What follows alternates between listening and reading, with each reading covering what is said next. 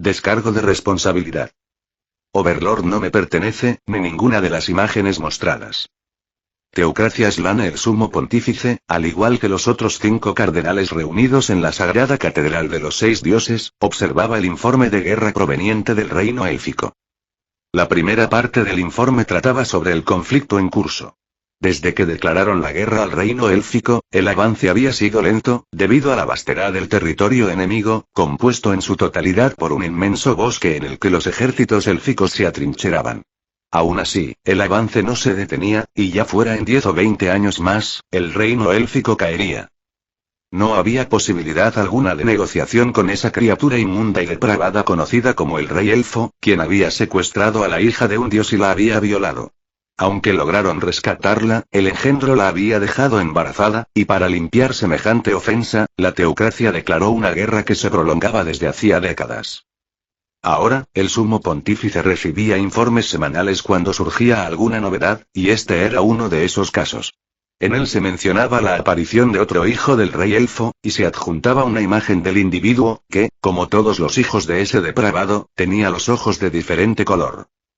Lo interesante de la imagen era que el nuevo hijo del rey elfo tenía apariencia humana. No poseía orejas puntiagudas, le faltaban varios dientes, y medía menos de medio metro de estatura.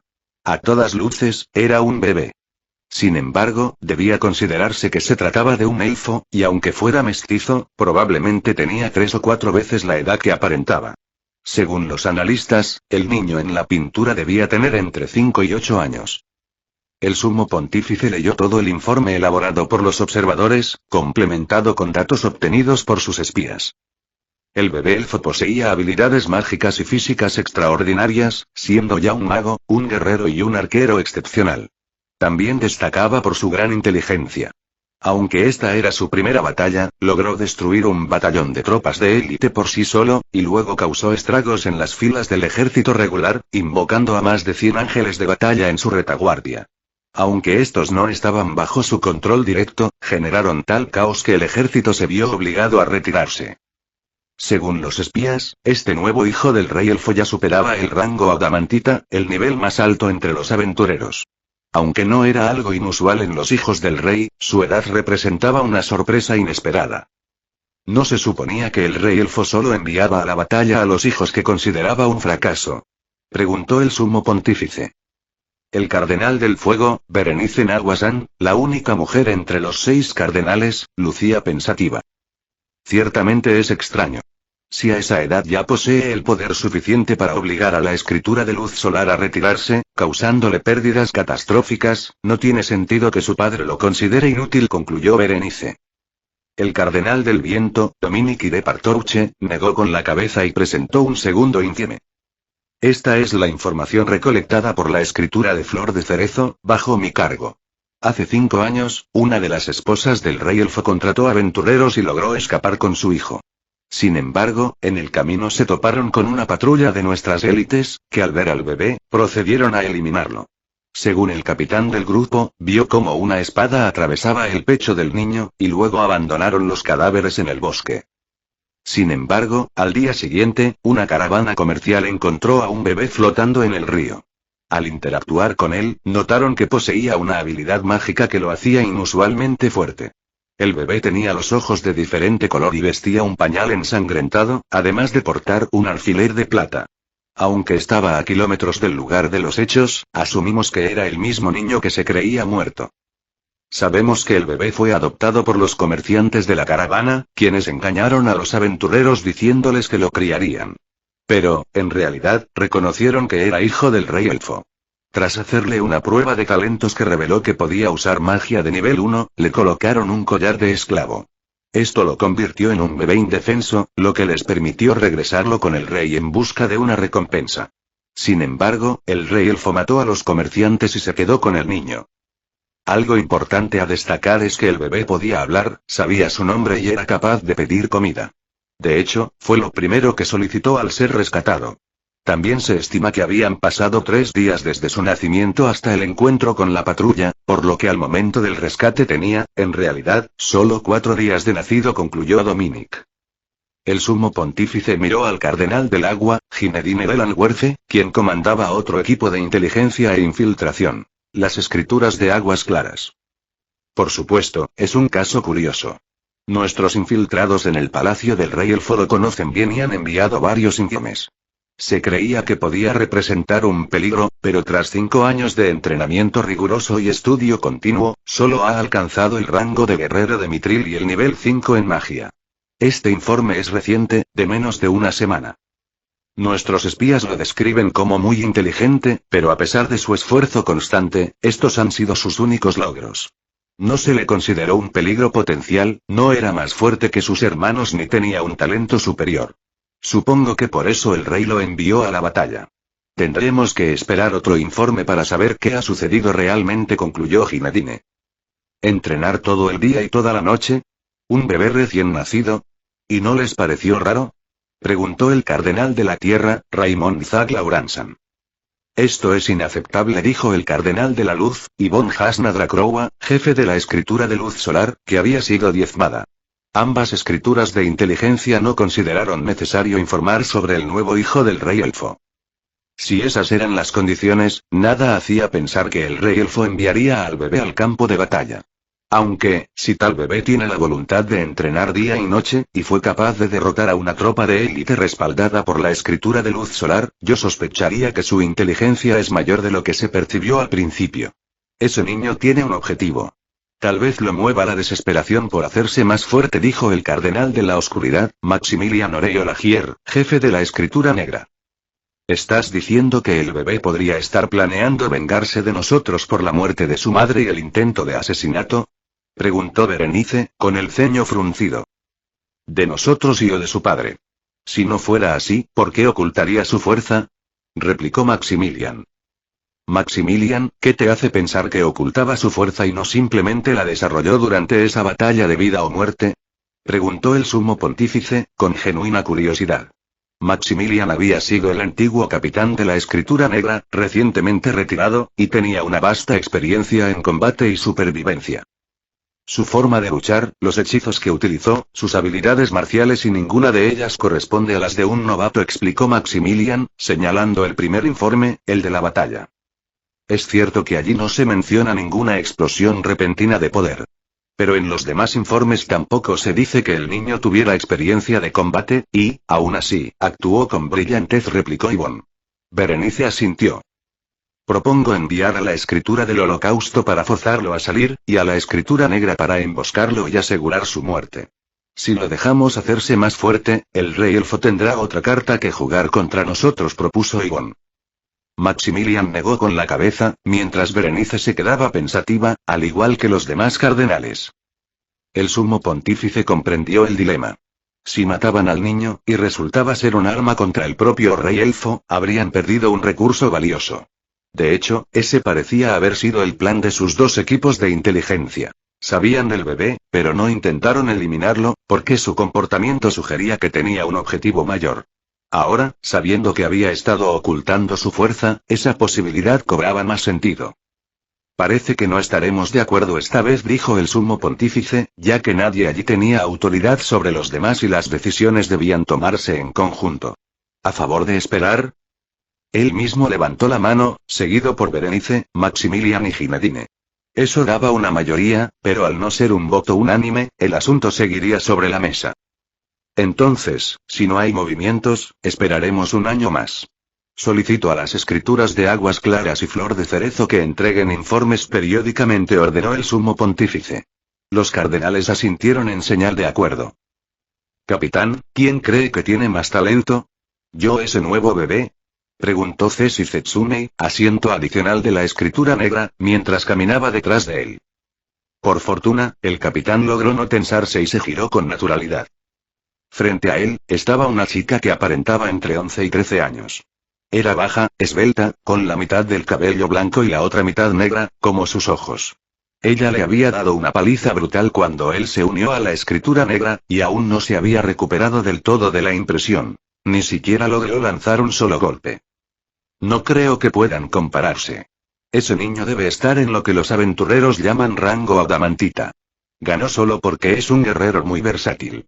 Allí radica su principal ventaja, no en su talento, respondió el capitán con calma. Esa era, en verdad, su apreciación de la situación. Aún así, esperaba que la chica le creyera, porque no quería recibir otra paliza. Le quedaba poca dignidad que conservar y Ceci suspiró con pesar. ¿Eso opinas? Bueno, quizás tengas razón. Incluso tú podrías diezmar a toda la escritura de luz solar, sin importar cuántos refuerzos tuvieran. Parece que mi nuevo hermanito tampoco es gran cosa, dijo con decepción. Incluso yo, pensó el capitán con abatimiento. Después de esa chica, él era el más fuerte de la escritura negra. Se había enfrentado a muchos enemigos poderosos y había salido con vida. Era nieto de un dios, y podría derrotar a todos los aventureros adamantitas del continente, aunque vinieran todos juntos. Sin embargo, ella lo había descartado como si fuera cualquier cosa. Aquello sí que era un golpe a su autoestima. Pero había algo que le causaba curiosidad. ¿Quisieras que él fuera más fuerte que tú? Preguntó el capitán. Por supuesto. Estoy cansada de enfrentarme a débiles. ¿Sabes? He estado pensando en tener hijos. A los hombres más fuertes, los cardenales les permiten tener 2 esposas, para que puedan dejar más descendencia. Creo que yo también debería participar en ese plan. No soy un hombre, pero soy muy fuerte. Aún así, no puedo tener hijos de cualquiera. Serían inútiles, y no quiero hijos inútiles. Necesito a alguien más fuerte que yo, y no me importa quién sea, dijo, acariciando su vientre. Tu hermano aún es un bebé sin dientes. Exclamó el capitán en su mente. También había que tener en cuenta que, aunque Ceci tenía más de 70 años, para un elfo eso todavía era una edad infantil y ella era una semielfa. Ya veo. Bueno, aún le falta crecer, dijo el capitán conteniendo la lengua, porque no quería ser humillado por segunda vez. No podía decir lo que realmente pensaba. Sí, qué aburrido, dijo Ceci, pasando a su lado con despreocupación. El capitán fingió recordar algo y se fue en dirección contraria. Y 2 años después de su bautizo de sangre, Siegfried alcanzó el nivel 38. Su crecimiento se volvía cada vez más lento y le costaba avanzar. Él mismo sentía que estaba llegando a su límite y, como pensaba, no iba a llegar mucho más lejos que sus demás hermanos. Quizás su talento era incluso menor. Siegfried estaba preocupado, no porque no pudiera superar la fuerza del rey elfo, sino porque éste poseía una habilidad de invocación que le permitía convocar a un golem de tierra primordial de nivel 88. Esta criatura era un tanque, con estadísticas que superaban los 700 puntos combinados, mientras que el propio rey elfo apenas alcanzaba poco más de 300 puntos. Ese hombre solo comía, bebía vino y dormía con mujeres. Probablemente hacía siglos que no entrenaba, ni peleaba con nadie, ni se preocupaba por mejorar su fuerza. Siegfried hizo cuentas, porque quería una victoria absoluta sobre el rey elfo. Sus profesiones eran las siguientes. Guerrero nivel 8. Luchador nivel 8. Mago nivel 8. Arquero divino nivel 8. Genio de nivel demoníaco nivel 6. Su nivel base era 38, pero con los niveles adicionales alcanzaba el 56. Si sumaba sus estadísticas totales, llegaba a 540. Sí, como sospechaba, su límite de nivel sería 45, máximo 50, no sería más fuerte que el golem que convocaba el rey elfo, y la pelea sería extremadamente difícil. Siegfried no temía al rey elfo. Confiaba en poder derrotarlo. De hecho, ahora tenía plena seguridad, porque conocía el punto débil del golem primigenio que el rey elfo invocaba. El problema no era simplemente ganar, sino ganar de forma aplastante, de modo que a nadie le quedaran dudas de su victoria.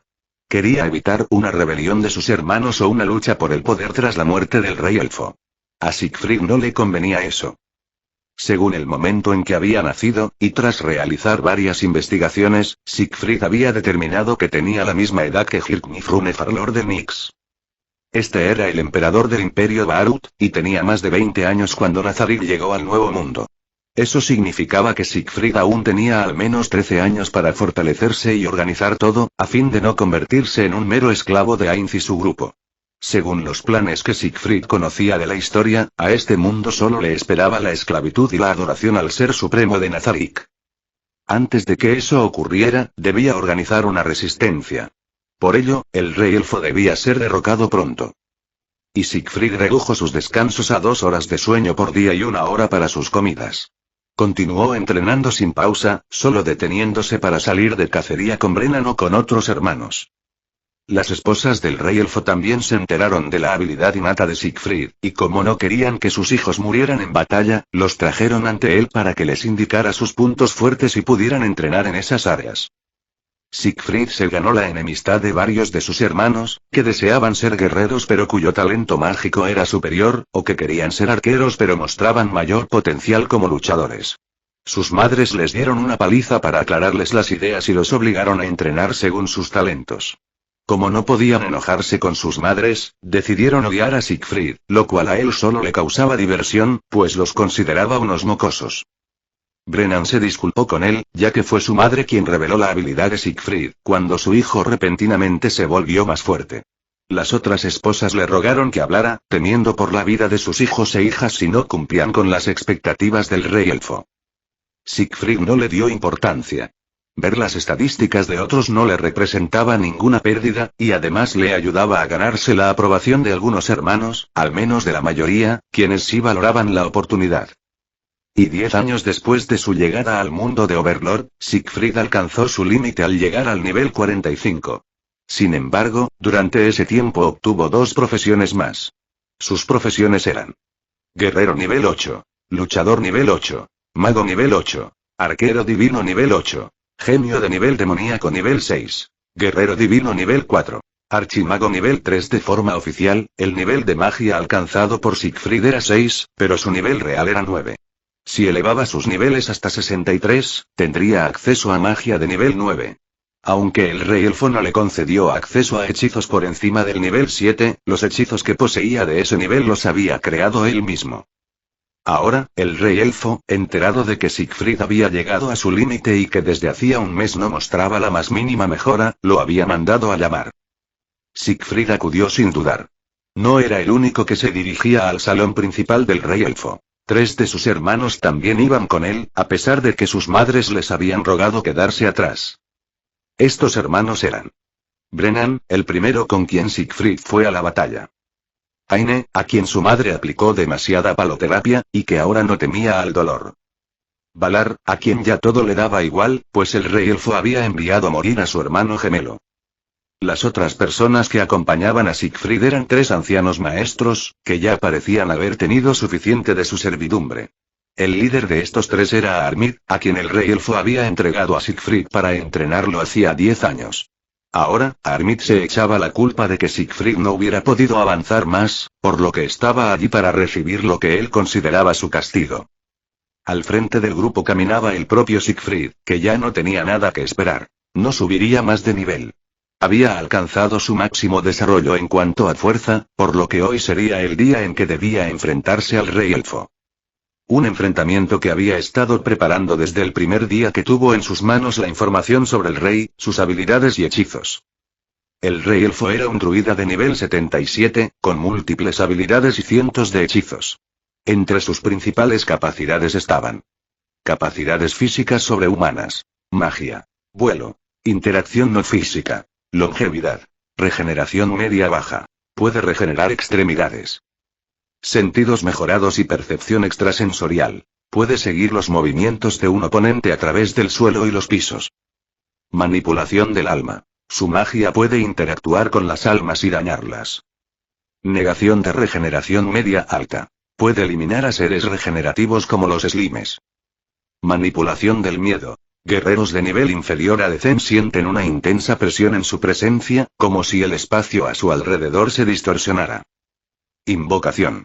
Puede invocar a su Behemoth de nivel 88 para apoyarlo en combate.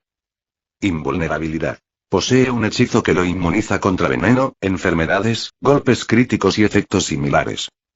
Manipulación astronómica y de explosiones. Puede crear un pequeño sol y hacerlo detonar para cegar e incinerar. Manipulación del clima. Genera tormentas intensas que dificultan la visión y causan daño a oponentes de menor nivel. Curación y resurrección. Posee autocuración mínima, resistencia a habilidades de muerte instantánea y puede revivirse a sí mismo sin perder niveles. Manipulación de plantas. Su bastón de druida le permite producir frutos, enriquecer el suelo, invocar enredaderas y hacer crecer hierba. Creación. Puede crear materiales de construcción como piedra. Manipulación de arena y estados alterados. Induce parálisis, ceguera, sordera y aturdimiento con su campo de arena, y aplica efectos negativos con ataques cargados de energía negativa. Manipulación de la tierra. Puede invocar cristales ofensivos o defensivos, y deformar el terreno a gran escala. Terremotos. Puede destruir ciudades usando terremotos repetidos. Amplificación de estadísticas. Su habilidad Outland Stride aumenta su velocidad. Manipulación del magma. Puede generar corrientes de lava. Negación de resistencias. Al lanzar magia de nivel superior al quinto, puede usar metamagia para penetrar defensas mágicas. En resumen, el rey elfo estaba demasiado OP, pero su arma principal era el elemental de tierra que invocaba. Siegfried sabía que, en realidad, el rey era un cobarde. Sus estadísticas eran bajas, no entrenaba y solo dependía de su invocación y su nivel para ganar. Si enfrentaba a alguien de poder similar, caería como la basura que era. Y Siegfried planeaba hacerlo caer. Y unos minutos después de haber sido llamado, Siegfried y su grupo entraron en el salón de estar del rey elfo, que, como de costumbre, observaba la ciudad desde su ventana mientras soñaba con futuras glorias. El rey elfo notó la presencia de Siegfried. Como Siegfried ahora tenía la altura de un niño de 3 años, el rey levantó la vista para ver a quienes más traía consigo, pero pronto los ignoró. Siegfried, irás a la teocracia Slane y me traerás a tu hermana.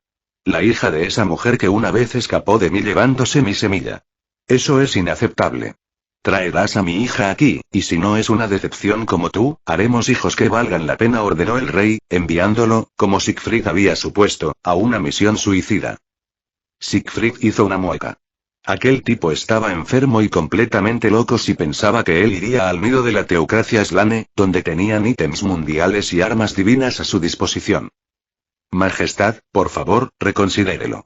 Siegfried y empezó a armir, pero sus palabras fueron interrumpidas cuando el rey elfo desató su habilidad de aura de opresión al máximo. Todos los acompañantes de Siegfried cayeron al suelo, con dificultad para respirar, sin atreverse a usar su fuerza para resistirse. Pero Siegfried era diferente. No porque se resistiera, sino porque no le afectaba. En ese momento estaba a toda potencia, en nivel 63, y aunque el rey elfo tenía nivel 77, la diferencia no era tanta como para aplastarlo con su aura. El rey elfo lo miró con curiosidad, pero esa expresión se tornó en puro horror cuando Siegfried saltó 10 metros, envuelto en una explosión de velocidad, y de un solo revés lo lanzó volando contra la pared lateral. El rey se estrelló como una rana, atravesó 2 muros y cayó al suelo con la mandíbula fracturada. Siegfried, que había tenido que volar pues medía solo 1 metro de altura y el rey elfo era demasiado alto como para alcanzarle la cara sin saltar, aterrizó con suavidad en el suelo y, con calma, caminó hacia el rey elfo, que se levantaba con una expresión de conmoción, mientras su rostro comenzaba a recuperarse del daño. ¿Su majestad? Preguntó el anciano a Armid, más conmocionado aún que el propio rey. ¡Qué débil, su majestad! Por su propio bien, será mejor que le ayude a retirarse, dijo Siegfried, atrayendo la atención de todos. El rey elfo se recostó más contra la pared, mirando a Siegfried con miedo, aunque pronto se recuperó y lo miró con ira y odio. Siegfried. Rugió el rey elfo con una voz tan fuerte que debió escucharse en toda la ciudad. ¿Cómo te atreves? Agregó, y un círculo mágico apareció frente a él. Invocación. Behemoth. Sentenció. Siegfried siguió caminando con tranquilidad. Mátalo. Ordenó el rey elfo. El Behemoth era un monstruo colosal de 4 metros de altura y casi igual de ancho, hecho de roca sólida. De no ser porque los pasillos y salones del palacio eran amplios y altos, no habría podido moverse allí con comodidad. Se movía como una montaña viviente hacia Siegfried. A diferencia del rey elfo, este Behemoth sí era un verdadero tanque. Sus estadísticas alcanzaban los 700 puntos, casi el doble que las del rey elfo. Se necesitaría un guerrero de nivel 100, equipado con un arma divina, una armadura legendaria y una clase de tipo guardián para derrotarlo sin terminar convertido en pulpa con un solo golpe. Sin embargo, Siegfried también era un tanque. Sus estadísticas sumaban 600 en total, distribuidas de manera uniforme. Pero esos solo eran números. En la realidad, el Behemoth era una criatura de roca maciza, de más de 4 metros, con resistencias físicas y mágicas abrumadoras. Siegfried podía igualarlo en fuerza, pero jamás en resistencia. Y, como su armadura era de bajo nivel excepto por su bastón, un solo golpe del Behemoth podría dejarle heridas graves. Aún así, Siegfried corrió hacia él, dispuesto a enfrentarlo de frente. Maximizar magia. Golpe sónico. Declaró, canalizando el hechizo en su cuerpo a través del bastón en su mano izquierda, mientras con el puño derecho interceptaba el del Behemoth, que era 5 veces más grande que todo su cuerpo. Los puños chocaron, y los observadores sintieron que el alma se les escapaba pero, contra toda lógica, lo que se hizo trizas fue el brazo del Behemoth, no Siegfried. Y no terminó ahí. Maximizar magia. Golpe sónico.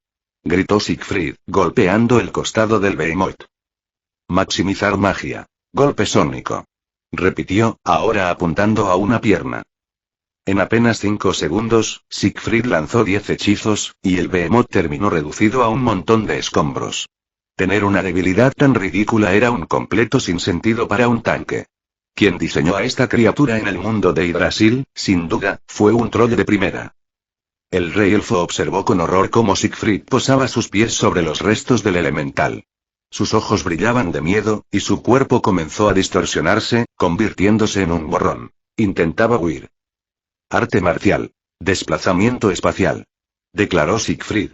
Él también se volvió un borrón, pero a diferencia del rey, apareció justo en la ventana del salón, interceptándolo. Se oyó un golpe seco, como un gran aplauso, y uno de los borrones salió volando, rodó por el suelo y se detuvo a 20 metros. El otro, más pequeño, se reveló como Siegfried, quien acababa de propinarle otro revés al rey elfo, y ahora flotaba hacia él. Ya no quería poner los pies en el suelo. Pretendía seguir golpeando la cara de su oponente desde el aire. Siegfried, espera, hijo, y si no quieres ir a la teocracia Slane, no tienes por qué hacerlo, y intentó razonar el rey elfo. Pero Siegfried dio un paso y apareció justo frente a él. Lo sujetó del cabello y comenzó a darle sonoras bofetadas para evitar que escapara. Le dio al menos 100 bofetadas, y no se detuvo hasta que el rey estaba medio muerto. Puedo y enseñarte hechizos y de los dioses, y susurró el rey elfo, apenas consciente. Por supuesto. Me enseñarás todo lo que sabes, respondió Siegfried con una sonrisa macabra, dándole una última bofetada que lo dejó inconsciente. Detección y creación y intensificación, y murmuró Siegfried, parpadeando al notar que sus hechizos eran negados. No podía acceder al cerebro del rey elfo. Pero este estaba inconsciente y no ofrecía resistencia, así que Siegfried dedujo que debía de ser por algún objeto mágico que llevaba encima. Sonrió. La razón por la que solo le había dado bofetadas era precisamente esa. No quería dañar ningún ítem valioso por error. Siegfried desnudó al rey elfo, quitándole todo lo que llevaba encima y poniéndoselo él. Solo le dejó la ropa interior. El traje consistía en pantalones ajustados cubiertos por una armadura dorada, junto con otras piezas del mismo conjunto, incluida una corona. La ropa se ajustó perfectamente al cuerpo y tamaño de Siegfried. Miró sus estadísticas. Su maná, su HP, su agilidad y todas sus resistencias habían aumentado. Esto sí era un equipo de nivel legendario y totalmente desperdiciado en una basura como el rey elfo. Sin perder el tiempo, volvió a sujetar la cabeza del rey. Detección, creación, intensificación, y repitió. Esta vez, escaneó su cerebro, localizó su memoria y la copió, almacenándola en su propia mente. Pero no se atrevió a dejarla libre. Ese tipo era basura, y no quería tener sus recuerdos, solo sus conocimientos. Más tarde filtraría lo útil y borraría el resto. En cuanto al rey elfo, aunque fuera una basura total, Siegfried se preguntaba si debía matarlo, y si eso afectaría su reputación, pues esa basura era su padre en este mundo, después de todo. Siegfried alzó la mano con determinación, pero luego la bajó, recordando que no tenía por qué ensuciarse las manos ni ganarse el título de parricida. Aprovechó el estado inconsciente del rey elfo y restringió su cerebro, aislándolo de su cuerpo. Prácticamente lo dejó en estado vegetal. Luego lo arrastró llevándolo por los cabellos, hasta donde estaban sus acompañantes, que habían observado toda la pelea con pasmo. Y Brennan observaba cómo su pequeño hermano arrastraba a su padre por los cabellos mientras flotaba hacia ellos. Había tomado todo el equipo que su padre llevaba puesto, incluso la corona dorada. Ahora era un pequeño rey elfo. Al llegar frente a ellos, Siegfried arrojó a su padre a los pies de Brennan. Él no volverá a levantarse. Llévalo a las celdas y asegúrate de que no muera de hambre. Luego, dile a todos que me he proclamado a mí mismo el nuevo rey, porque nuestro padre ya está demasiado débil y viejo para ocupar ese lugar. Quienes quieran, pueden jurarme lealtad. Les esperaré aquí por un día. Los que no lo deseen tienen ese tiempo para abandonar mi palacio, y un mes para abandonar mi reino. No les perseguiré en absoluto, pueden hacer sus propias vidas. En cuanto a los que decidan jurar lealtad, siempre procuro ser justo, y prometo protegerles lo mejor posible. Solo espero que correspondan a mis esfuerzos con su lealtad, dijo Siegfried, y flotó hacia la ventana para observar la ciudad.